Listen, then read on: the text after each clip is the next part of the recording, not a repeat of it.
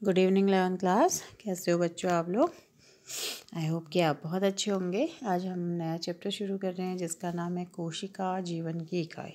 ठीक है, कोशिका के बारे में आप पहले भी पढ़ चुके हैं कि जो कोशिका होती है वो किसी भी जीव की क्रियात्मक और संरचनात्मक इकाई होती है। ठीक है, और कोशिका से ही हम ये देख सकते हैं कि क्या होता है कि जो सबसे छोटी हमारी मौलिक इकाई है वो कोशिका है, और हर जो प्रत्येक जीव होता है वो उसका निर्माण कोशिकाओं से ही मिलकर बना होता है। ठीक है, जब आप अपने चारों ओर देखते हैं तो जीव, निर्जीव और सजीव देखते हैं ना दोनों को, तो आप कैसे डिफरेंशिएट करते हैं कि जो सजीव होते हैं वो किससे बने होते हैं? कोशिकाओं से बने होते हैं, और कोशिकाओं से फिर ऊतक बने होते हैं, ऊतकों से फिर अंग बने होते हैं, अंग मिलकर अंग तंत्र बनाते हैं, और फिर इस तरीके से हमारा शरीर बना होता है किसी भी सजीव जीव का। ठीक है, जबकि निर्जीवों में ऐसा कोई भी संगठन नहीं पाया जाता।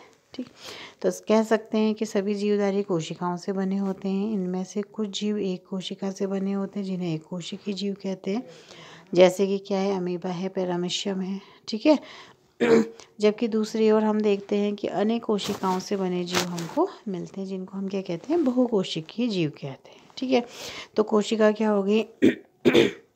किसी भी जीव की सबसे छोटी इकाई जो कहते हैं हम उसको हम क्या कहेंगे? कोशिका कहेंगे। कोशिकाओं से ही प्रत्येक सजीव जीव का क्या होता है? शरीर बनता है। ठीक है बच्चों, अब क्या है कोशिका? देखिए, कोशिकीय जीवधारी में एक तो क्या होना चाहिए? स्वतंत्र अस्तित्व यापन। दूसरा क्या है? जीवन के लिए सभी आवश्यक कार्य करने में वो सक्षम होनी चाहिए। कोशिका के बिना किसी भी स्वतंत्र जीव का अस्तित्व नहीं है। अगर क्या होगा कि अगर कोशिका नहीं होगी तो उस जीव का कोई भी अस्तित्व नहीं होगा, वो कैसा होगा? निर्जीव के समान ही होगा। इस कारण जीव के लिए कोशिका ही मूलभूत संरचनात्मक व क्रियात्मक इकाई होती है। ठीक है, तो हमने क्या पढ़ा कि जो कोशिका है वो क्या है? किसी भी जीव की मूलभूत संरचनात्मक व क्रियात्मक इकाई। संरचनात्मक क्यों है? क्योंकि उसी से संरचना बन रही है है ना। जैसे किसी मकान का निर्माण कैसे होता है? ईंटों से, छोटी छोटी ईंटों से दीवार बनती है, फिर 4 दीवारों को जोड़कर एक कमरा बनता है, फिर और कमरे बनकर फिर छत डलती है, तब वो मकान तैयार होता है। ऐसे ही हमारा शरीर क्या है? कोशिकाओं से मिलकर बना है। कोशिकाओं से फिर ऊतक बनते हैं, ऊतक से अंग तंत्र, और अंग से पूरा शरीर इस तरीके से बना होता है। तो कहने का मतलब ये है कि जीव में जो कोशिकाएं होती हैं वो उसकी मूलभूत संरचना है, यानी कि उसका बेस बनाती हैं। और चूंकि कोशिकाएं ऊतक और अंग तंत्रों का निर्माण करती हैं जो कि क्रियात्मक कार्य करती हैं। ठीक है, जैसे हमारा पाचन तंत्र है, उत्सर्जन तंत्र है, परिसंचरण तंत्र है, तो वो क्रिया कर रही है ना हमारे शरीर में, इसलिए उनको हम क्या कहेंगे? क्रियात्मक इकाई कहेंगे। तो मतलब क्या है कि जो कोशिका है वो हमारी क्या है? एक तो संरचनात्मक संरचना बना रही है, दूसरी क्रिया कर रही है, तो वो क्रियात्मक इकाई होगी। तो क्वेश्चन आता है कि कोशिका को हम संरचनात्मक और क्रियात्मक इकाई क्यों कहते हैं? तो क्यों कहेंगे कि कोशिका से क्या होती है कि संरचना का निर्माण होता है और वो क्रिया भी साथ साथ करती है, इसलिए हम उसको क्या कहेंगे? संरचनात्मक और क्रियात्मक इकाई कहेंगे। सबसे पहले आपको याद होगा रॉबर्ट हुक ने 1665 में निर्जीव कोशिका को देखा था कॉर्क के रूप में।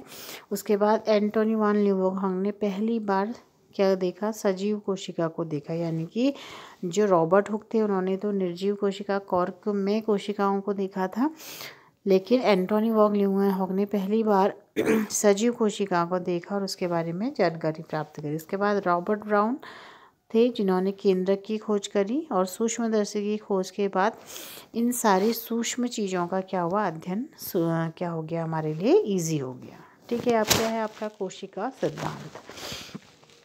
तो कोशिका सिद्धांत किसने दिया था? 1838 में। ठीक है, 1838 में जर्मन बॉटनिस्ट थे मैथियस स्लाइडेन, और इन्होंने किस पे किया? बहुत सारे पेड़ पौधों पर क्या किया? अपने टेस्ट किए, रिसर्चेस करी, तो उन्होंने पाया कि सारे ही जो चीज़ें हैं वो किससे मिलकर बनी है? कोशिकाओं से मिलकर बनी है, और जो पौधों में ऊतक का निर्माण करते हैं। ठीक है, और इसी समय कब? 1939 में। इन्होंने कब करी थी? जो स्लाइडेन थे उन्होंने 1838 में पौधों पर किया था, और उसी समय में 1 साल के बाद 1839 में ब्रिटिश जियोलॉजिस्ट थियोडोर स्वान, ठीक है। उन्होंने जंतुओं पर करा, उन्होंने भी यही निष्कर्ष निकाला कि जो जीवों का शरीर होता है वो कोशिकाओं से मिलकर बना होता है और सबसे बाहर एक झिल्ली होती है ठीक है, जिसको आजकल हम क्या कहते हैं, जीव द्रव्य झिल्ली कहते हैं। इस तरीके से क्या हो गया, दोनों वैज्ञानिकों की बात को माना गया और इस तरीके से क्या हो गया कि ये सिद्ध हो गया कि कोई भी जीव किससे बनकर बना है, कोशिकाओं से मिलकर बना है। ठीक है, तो देखिए क्या लिखा है कि प्राणियों और वनस्पतियों का शरीर कोशिकाओं और उनके उत्पादों से ही मिलकर बना है। चाहे वो क्या हो, प्लांट हो चाहे वो एनिमल हो, तो दोनों का ही शरीर किससे मिलकर बना होता है, कोशिकाओं से मिलकर बना होता है। फिर स्लाइडिन और सान ने संयुक्त रूप से कोशिका सिद्धांत को प्रतिपादित किया। ठीक है, तो हम कह सकते हैं जैसे एक नंबर में आ गया आपका कोई कोशिका सिद्धांत किसने दिया, तो आप क्या कहेंगे, स्लाइडिन और स्वान ने दिया। ठीक है, यद्यपि इसका सिद्धांत के बारे में वो आगे बताने में असफल रहे कि नई कोशिकाओं का निर्माण किस तरीके से होता है, तो उसके लिए 1855 में रुडोल्फ विर्चो, ठीक है, साइंटिस्ट का नाम है आपका रुडोल्फ विर्चो ने 1855 में क्या किया कि जो पुरानी कोशिकाएं ही विभाजित होकर नई कोशिकाओं को बनाती है, यानी कि जो पुरानी पूर्व स्थित कोशिकाएं हैं उनके ही सेल डिवीजन से, विभाजन से क्या होता है, नई कोशिकाएं बनती हैं। ये संकल्पना किसने दी हमको, रुडोल्फ विर्चो ने दी। ठीक है, तो कहने का मतलब है कि जो स्लाइड और स्वान ने क्या किया था, कोशिका सिद्धांत था, विर्चो ने उसी में थोड़ा सा इम्प्रूवमेंट किया और बुलाया कि जो पूर्व स्थित कोशिकाएं होती हैं उनसे ही क्या होता है, नई कोशिकाओं का क्या होता है, निर्माण होता है। तो पॉइंट क्या है पहला, कि सभी कोशिकाएं वो कोशिका उत्पाद के बने होते हैं। ठीक है, यानी कि जितने भी प्लांट सेल हों चाहे एनिमल्स हों, किससे बनेंगे, कोशिका से बनेंगे। फिर दूसरा पॉइंट क्या है कि सभी कोशिकाएं पूर्व स्थित कोशिकाओं से निर्मित होती हैं, है ना। अगर पूर्व कोशिकाएं नहीं होंगी तो नई कोशिकाएं नहीं बन पाएंगी। तो ये क्या हो गया आपका कोशिका सिद्धांत हो गया। ठीक है, आगे हम देखते हैं कि कोशिका का समग्र अवलोकन। ठीक है, कि हम कोशिका को किस तरीके से देख सकते हैं। तो आप क्या कर सकते हैं, देखिए आरंभ में आपने प्याज के छिलके या मनुष्य की गाल की कोशिकाओं को सूक्ष्मदर्शी देखा है, हमने 9th में भी हमने इसको देखा था। उनकी संरचना को स्मरण कीजिए। प्याज की कोशिका जो एक प्रारूपी पादप कोशिका है, जिसके बाहर की सतह पर स्पष्ट कोशिका भित्ति और इसके ठीक नीचे कोशिका झिल्ली पाई जाती है। और ऐसे ही अगर हम मनुष्य के गाल की कोशिका के संगठन के बाहर की ओर देखें तो हमको झिल्ली संरचना दिखाई देती है। प्रत्येक कोशिका के भीतर एक सघन झिल्ली युक्त संरचना मिलती है जिसे हम केंद्रक कहते हैं। ठीक है, जिसको हम क्या कह रहे हैं, केंद्रक कह रहे हैं। प्रत्येक कोशिका के भीतर एक सघन झिल्ली युक्त संरचना होती है जिसे केंद्रक कहते हैं। इस केंद्रक में गुणसूत्र होते हैं, यानी कि क्रोमोसोम्स होते हैं, जो आनुवांशिक पदार्थ डीएनए इसके अंदर पाया जाता है। यानी कि केंद्रक क्या है, एक इम्पॉर्टेंट पार्ट है किसी भी कोशिका का, और उसके अंदर क्या होती है, हमारे आनुवांशिक पदार्थ डीएनए होता है, जो कि पीढ़ी दर पीढ़ी सूचनाओं को ले जाता है। ठीक है, जिस कोशिका में झिल्ली युक्त केंद्रक होता है उसे यूकैरियोटिक कोशिका कहते हैं। ठीक है, अब जो कोशिकाएं हैं वो दो तरीके की, एक तो क्या है आपका प्रोकैरियोटिक कोशिकाएं, यानी कि प्रारंभिक कोशिकाएं हैं जिनके केंद्रक में क्या होगा, केंद्रक झिल्ली नहीं पाई जाएगी। ठीक है, और जिसमें क्या होगा, अगर कोशिका में केंद्रक झिल्ली युक्त केंद्रक होगा तो वो कैसी कोशिका होगी, यूकैरियोटिक होगी। और जिसमें क्या हो रहा है, केंद्रक अगर ये केंद्रक है इसके बाहर से झिल्ली पाई जा रही है तो ये यूकैरियोटिक हो गया। अगर खाली केंद्रक पाया जा रहा है, बाहर से कवरिंग नहीं पाई जा रही है, दैट मीन्स ये क्या होगी आपकी प्रोकैरियोटिक, यानी कि प्रारंभिक कोशिका होगी। ठीक है, प्रोकैरियोटिक कोशिकाओं में इसके आयतन को घेरे हुए एक अर्धतलर आव्यूह मिलता है जिसे कोशिका द्रव्य कहते हैं। दोनों पादप और जंतु कोशिकाओं में कोशिकीय क्रियाएं हेतु कोशिका द्रव्य एक प्रमुख स्थल होता है। कोशिका की जीव अवस्था संबंधी विभिन्न रासायनिक अभिक्रियाएं यहीं पर संपन्न होती हैं। मतलब कि कोशिका के अंदर क्या होते हैं, आपने 9th में पढ़ा हो गया, बहुत सारे कोशिका अंग पाए जाते हैं, जैसे माइटोकॉन्ड्रिया है, गोल्जी बॉडी है, एंडोप्लाज्मिक रेटिकुलम है, लाइसोसोम है।